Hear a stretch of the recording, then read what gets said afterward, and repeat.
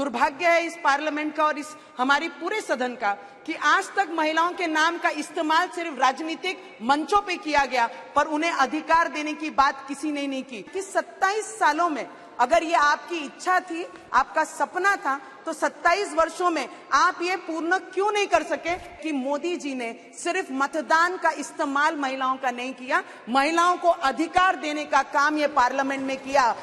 महिलाओं के आरक्षण का जो बिल है, पहले तो इस पार्लियामेंट में जितनी भी हमारी महिला रिप्रेजेंटेटिव होके गई हैं, उनका दिल से नमन करना चाहूंगी।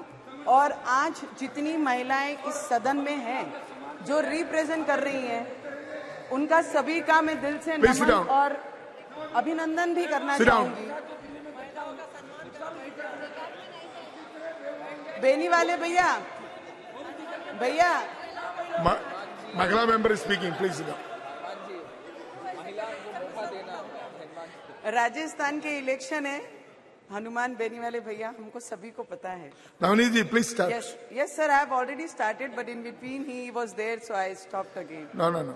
तो इस पार्लियामेंट में जितनी भी महिलाएं हमारी आज सब चर्चा कर रही हैं कि आरक्षण होना चाहिए, हम सभी की इच्छा है, सभी महिलाओं की इच्छा है, पर यह बात भी सच है हमारे से ज्यादा पुरुषों की भी इच्छा है। ऐसा नहीं है कि पुरुषों की इच्छा नहीं है कि हमारा आरक्षण इस पार्लियामेंट में आना चाहिए। उसका सबसे बड़ा उदाहरण अगर कोई देता है तो देश के प्रधानमंत्री देते हैं कि उनकी जो इच्छा, उनका जो सपना है कि महिला इक्वली में ट्रीट हो, उनका सिर्फ भाषण में मान सम्मान ना हो, उनके अधिकारों के लिए भी उनका बिल ये पार्लियामेंट में आना चाहिए। इसलिए इस देश के हमारे आदरणीय प्राइम मिनिस्टर जी का भी दिल से मैं धन्यवाद करूंगी। और इस पार्लियामेंट को ऐसा नहीं है, इस पार्लियामेंट में बहुत सारी महिलाएं इस बिल के पहले भी अपने रिप्रेजेंटेटिव बन के आई हैं। सुषमा स्वराज जी हो, जयललिता जी हो, बंगाल की अब की मुख्यमंत्री ममता बनर्जी हो और मायावती जी हो, ये सभी महिलाएं अपने अधिकार से लड़कर, किसी ने अभी बहुत अच्छा कहा कि बहुत सारे पुरुषों के सामने लड़कर महिला यहाँ तक पहुंचती है, इसमें कोई भी गलत एक भी शब्द नहीं। बहुत सारे चुनौतियों को सामना करके हम महिलाएं यहाँ तक लाती हैं।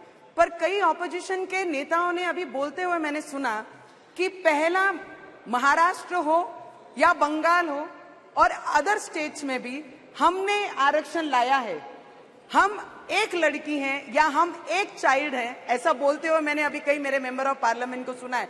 बहुत खुशी होती है कि ऐसे निर्णय भी बड़े लीडर्स ने अपने परिवार से शुरुआत की और हमारे महाराष्ट्र में कई आरक्षण जिला परिषद, ग्राम पंचायत जितनी भी हैं उसमें आरक्षण हमें मिला गया है। पर मेरा एक सवाल भी रहेगा सर, कांग्रेस पक्ष ने आज सोनिया गांधी जी ने समर्थन दिया, उन्होंने कहा ये सपना हमारा था, हमने ये बिल लाया था। तो मुझे उनसे भी एक प्रश्न पूछना है कि 27 सालों में अगर ये आपकी इच्छा थी, आपका सपना था, तो 27 वर्षों में आप ये पूर्ण क्यों नहीं कर सके? मोदी जी की सरकार को सिर्फ 9 वर्ष हुए, 9 वर्ष में उन्होंने महिला के लिए, अधिकारों के लिए ये बिल भी लाया, पेश भी किया। और हम महिलाओं को, ये देश की महिलाओं को इतना कॉन्फिडेंट भी है कि आज वो बिल पास भी होगा और पूरी देश की जनता और महिला जितनी है वो ये आवाज सुन रही है कि मोदी जी ने सिर्फ मतदान का इस्तेमाल महिलाओं का नहीं किया, महिलाओं को अधिकार देने का काम ये पार्लियामेंट में किया। और जिस दिन ये पार्लियामेंट में हम पहला दिन कदम रखे हैं, जब हम महालक्ष्मी की पूजा करते हैं, वास्तु पूजन करते हैं, तो महिला से शुरुआत करते हैं, भारत माता की जय बोलते हैं तो महिलाओं के नाम से जय जयकार होती है। पर आज तक दुर्भाग्य है इस पार्लियामेंट का और इस हमारी पूरे सदन का कि आज तक महिलाओं के नाम का इस्तेमाल सिर्फ राजनीतिक मंचों पे किया गया, पर उन्हें अधिकार देने की बात किसी ने नहीं की। इतनी मंशा अगर स्पष्ट थी तो महाराष्ट्र की बात करते समय जब हम आरक्षण की बात करते हैं तो इनको ये भी उत्तर देना पड़ेगा कि आज तक महिलाएं ना ही कभी मुख्यमंत्री का पद उन्हें कभी दिया गया, ना ही उप मुख्यमंत्री का पद दिया गया। इन्होंने ये भी उत्तर देना चाहिए, अगर महिलाओं पे इतना प्यार और विश्वास है तो आज महाराष्ट्र में आज तक महिलाओं पे इतना विश्वास क्यों नहीं दिखाया गया? सिर्फ शब्दों में विश्वास, सिर्फ मतदानों के लिए विश्वास। मुझे लगता है महिलाओं का इस्तेमाल आज तक किया गया है मतदानों के द्वारा, पर मोदी जी ने हमारी भावनाएं, हमारी, ऐसा नहीं है कि महिलाओं को आरक्षण मिलेगा तभी हम लड़के पार्लियामेंट में आएंगे। नहीं सर, हमारे ग्रेट लीडर्स ने, हमारे ग्रेट हीरोज ने, सभी ने, डोंट डिस्टर्ब सर, महिलाओं को बोलते हुए बीच में टोकना आपके लिए Please अच्छा conclude. नहीं है। मुझे लगता है महिलाओं के अधिकारों की बात हो रही है तो this parliament has to listen and आपके तरफ से तो ज्यादा सुनना चाहिए Please जिन्होंने conclude. 60 वर्ष राज किया और महिलाओं के सिर्फ मतदान का अधिकार यूज किया, बाकी महिलाओं के लिए कभी कुछ नहीं Honorable किया। member तो मुझे श्रीमती लगता है Kavita. Yes sir, I am coming Honorable to member that Shrimati point Kavita. Sir. Please conclude. Please conclude. President I have already spoken madam, you don't have to tell. हम महिलाओं के सम्मान के लिए यहाँ खड़े हैं, महिलाओं ने नवनीत महिलाओं जी। का अपमान करने के लिए मंच नहीं है और ये Navneet पार्लियामेंट नहीं ji, है। please conclude.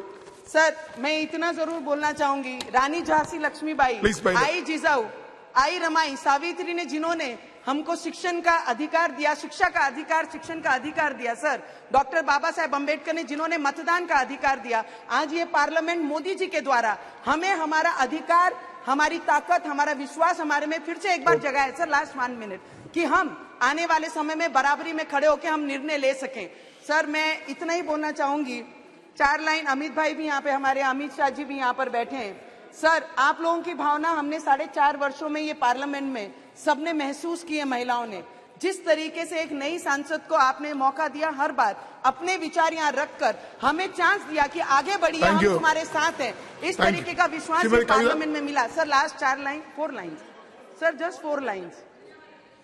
सम्मान तुम हो, 1 मिनट कविता गारू, सम्मान तुम हो, स्वाभिमान तुम हो, अभिमान तुम हो, दिल अपना कभी ना दुखाना, उस विधाता का विधान तुम हो। और सर को दिल से मैं धन्यवाद करूंगी कि हम जैसी नॉर्मल फैमिली से बैकग्राउंड से आने वाली महिलाओं को आने वाले समय में बहुत मौका